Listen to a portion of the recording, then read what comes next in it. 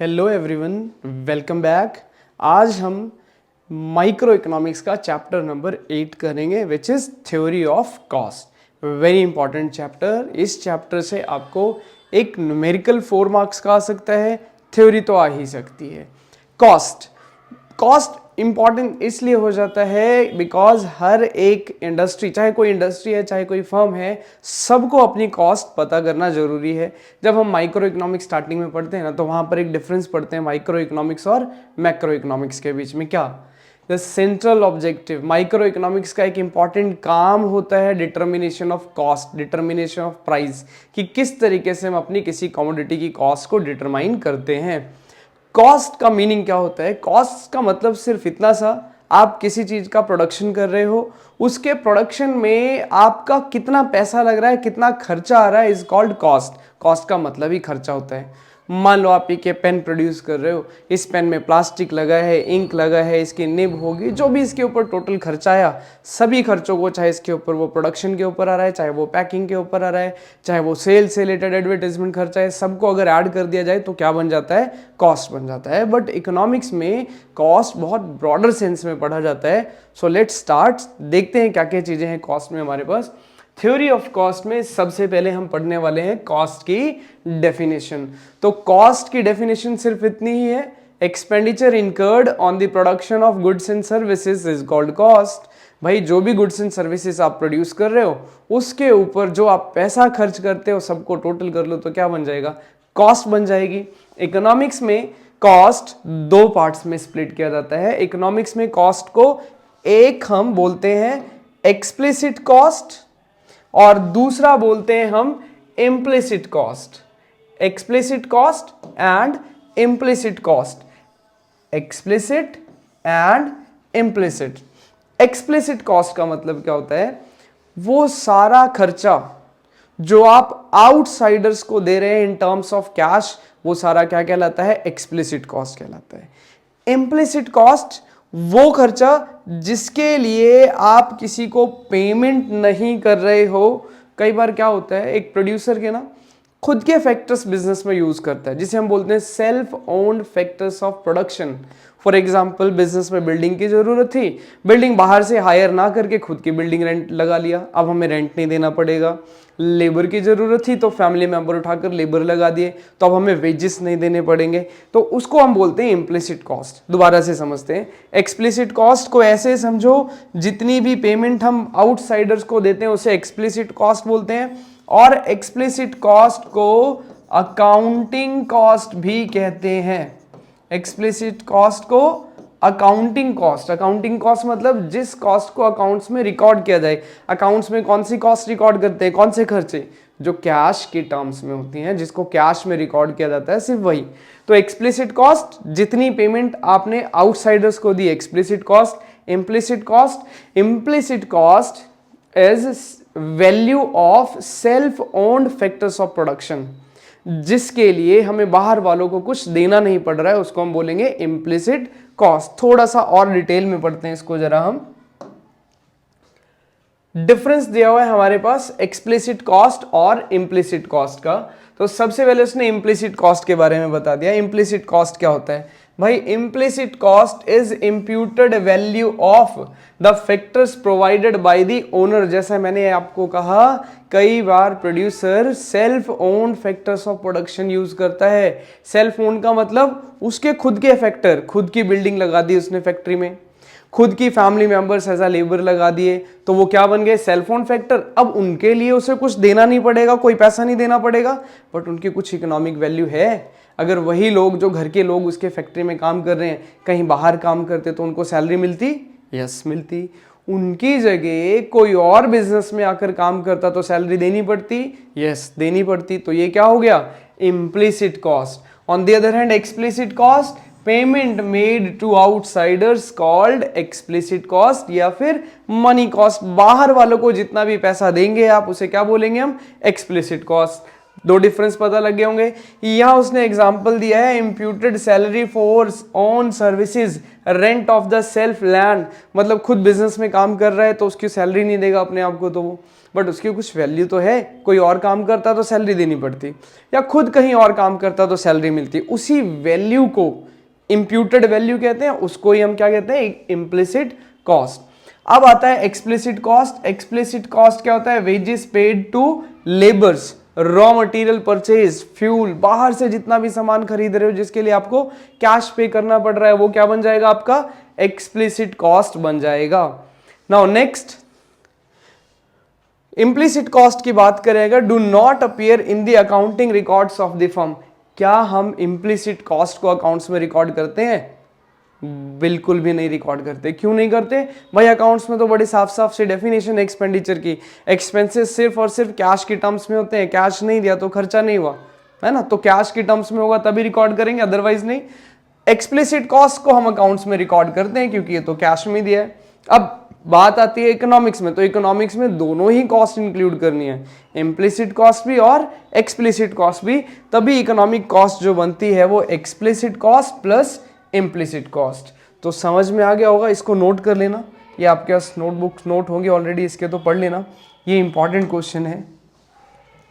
Next, there are few examples of explicit cost and implicit cost. अब देखो explicit cost के example, explicit मतलब जो हमें बाहर वालों को देना है, that means interest on capital, wages paid, depreciation, rent on building, ये सारी पेमेंट ऐसी है जो हमें बाहर वालों को देनी है, तो ये क्या हो गया, हमारा एक्सप्लिसिट कॉस्ट हो गया। On the other hand implicit cost, interest on capital, हमारी खुद की कैपिटल लगी है उसके ऊपर हम इंटरेस्ट चार्ज कर रहे हैं, एक्चुअल में कोई कैश विड्रॉ नहीं कर लेते हैं, वो कैपिटल में ऐड ऑन करते रहते हैं, तो इम्प्लिसिट हो गया। इम्प्यूटेड सैलरी, खुद की सैलरी जो नहीं दे रहे हम बट उसकी कोई वैल्यू तो है। इम्प्यूटेड रेंट मतलब खुद की बिल्डिंग हमने बिजनेस में लगाई हुई है जिसकी कुछ रेंटल वैल्यू है, जिसका हमें रेंट नहीं देना पड़ रहा है, तो उसको क्या बोलेंगे हम, ये इम्प्लिसिट कॉस्ट हो गई। नाउ नेक्स्ट आता है हमारे पास टाइम एलिमेंट। टाइम एलिमेंट को हम ऑलरेडी पढ़ चुके हैं, कहाँ पर, हमने ऑलरेडी पढ़ा है इसको प्रोडक्शन फंक्शन में, short run and long run, दो एलिमेंट पढ़े थे, याद होगा आप लोगों को। शॉर्ट रन क्या होता है, शॉर्ट रन वो टाइम पीरियड होता है जहां पर कुछ फैक्टर फिक्स्ड होते हैं और कुछ फैक्टर वेरिएबल, यही बताया था। लॉन्ग रन टाइम पीरियड क्या होता है, लॉन्ग रन में हमारे पास इतना टाइम होता है कि लॉन्ग रन में हम सारे फैक्टर चेंज कर सकते हैं, लैंड भी चेंज कर सकते हैं, वेरिएबल और लेबर भी चेंज कर सकते हैं। तो शॉर्ट रन कौन सा time period, where some factors are fixed and some variable. और लॉन्ग रन में भाई, लॉन्ग रन में कुछ फैक्टर्स क्या होते हैं, लॉन्ग रन में सारे के सारे फैक्टर वेरिएबल होंगे, कुछ नहीं, सॉरी, लॉन्ग रन में सारे के सारे फैक्टर्स वेरिएबल, और शॉर्ट रन में कुछ फैक्टर फिक्स कुछ फैक्टर वेरिएबल। मैंने प्रोडक्शन फंक्शन वाले टाइम पर भी बताया था, इसका टाइम से कोई लेना देना नहीं है, 2 महीने 4 महीने साल 2 साल ना। अगर आप शॉर्ट रन में है तो आप अपने फिक्स फैक्टर को चेंज नहीं कर सकते हैं, लॉन्ग रन में है तो सारे के सारे फैक्टर वेरिएबल हो जाएंगे। नेक्स्ट, इसी के ऊपर फिर एक डिफरेंस दिया हुआ है शॉर्ट रन और लॉन्ग रन का। देखो जी, शॉर्ट रन लॉन्ग रन का difference, short run period in which some factors are fixed some variable, जैसे मैंने आपको बताया। लॉन्ग रन में period in which all factors are variable, ये भी बता के आ रहा हूं आपको मैं। अब शॉर्ट रन में cost of production incurred in the short run on variable factor are called short run cost. जो आप वेरिएबल फैक्टर्स के ऊपर पैसा खर्च करते हैं उनको शॉर्ट रन कॉस्ट बोलते हैं, और लॉन्ग रन में तो सारे के सारे ही वेरिएबल हो जाते हैं, उनको हम लॉन्ग रन कॉस्ट बोलते हैं। तो शॉर्ट रन में short run cost, long run में long run cost. Main difference तो ये है कि भाई शॉर्ट रन में कुछ फैक्टर फिक्स्ड कुछ वेरिएबल, लॉन्ग रन में सारे के सारे फैक्टर क्या हो जाते हैं, वेरिएबल हो जाते हैं। नाउ थोड़ा सा और चलते हैं शॉर्ट रन कॉस्ट की तरफ। अब शॉर्ट रन में अगर हम कॉस्ट के बारे में पढ़ें तो कॉस्ट का क्लासिफिकेशन कुछ इस तरीके से दिया जाता है। सबसे पहले कॉस्ट में उसने बात करी टोटल कॉस्ट की, उसके बाद बात करी एवरेज कॉस्ट की, देन लास्ट में बात करी है मार्जिनल कॉस्ट की। हम आज फोकस करेंगे या पढ़ने की कोशिश करेंगे टोटल कॉस्ट हमारा कवर हो जाए इस लेक्चर में।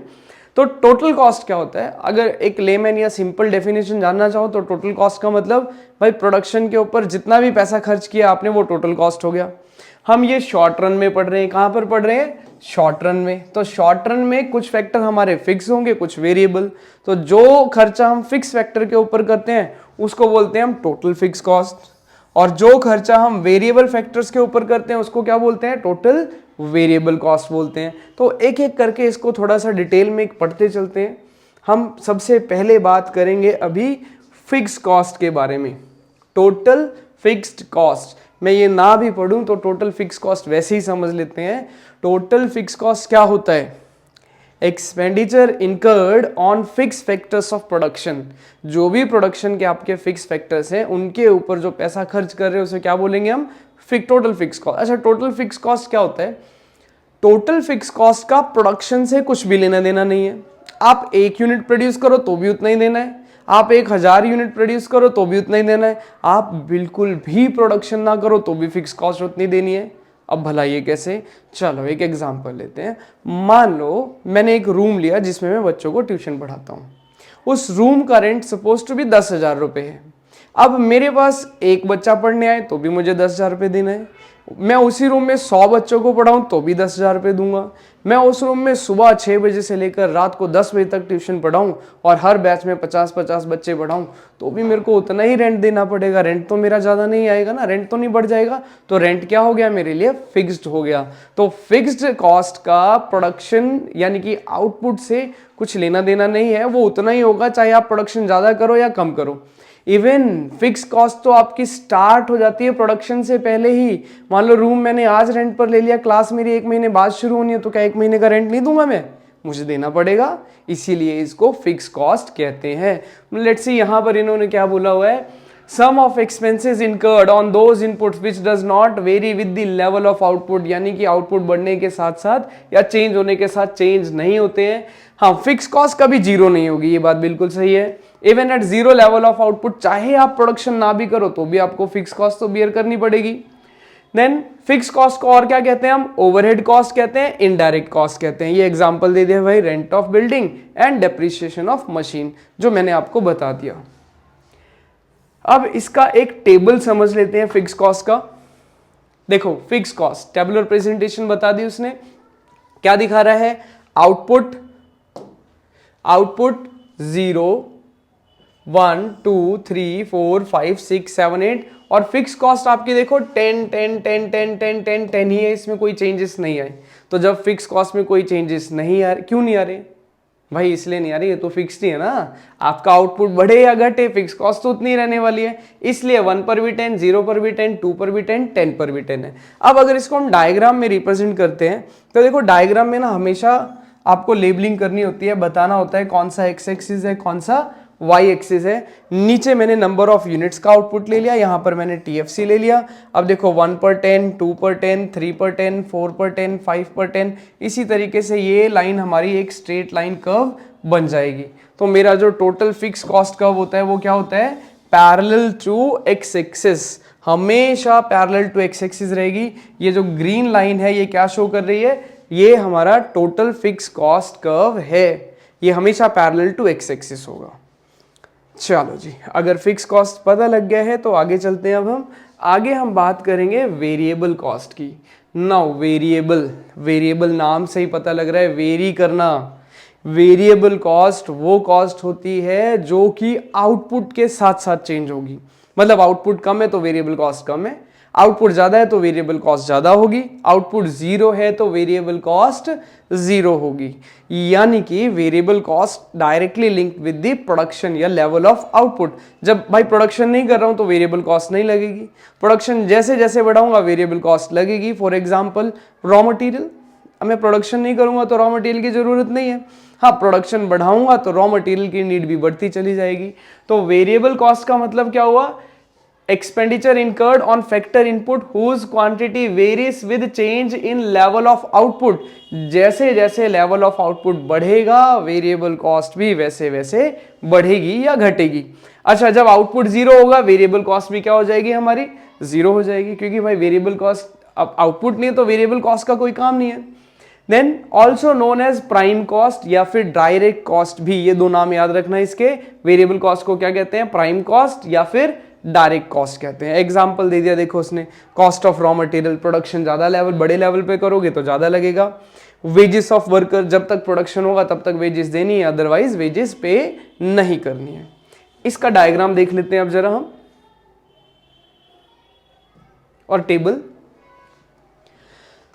देखो, टेबल इसका आउटपुट 0 1 2 3 4 5 6 7 8 वही लिया है। टीवीसी 0 पर 0, when output is 0 TVC is 0, फिर 1 पे 10, 2 पर 18।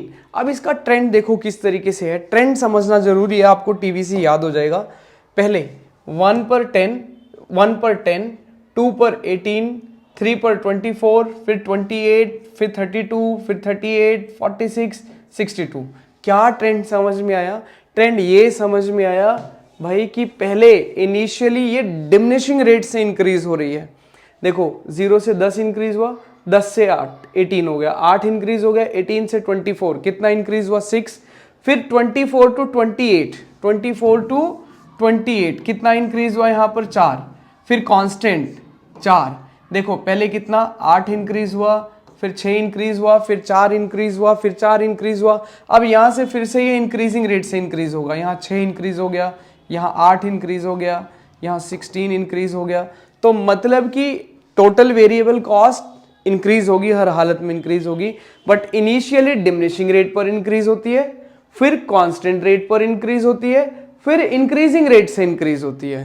दोबारा से देखो, पहले आपका टीवीसी डिमिनिशिंग रेट पर इंक्रीज होगा, इसके पीछे लॉजिक होता है लॉ ऑफ वेरिएबल प्रोपोर्शन, उसकी 3 स्टेजेस ऑपोजिट चलेगा। जब फर्स्ट स्टेज होता है इंक्रीजिंग रिटर्न, टीवीसी इंक्रीज होगा डिमिनिशिंग रेट से, फिर जहां पर टीपी मैक्सिमम एंड कांस्टेंट, आपका total variable cost constant rate से इंक्रीज होगा।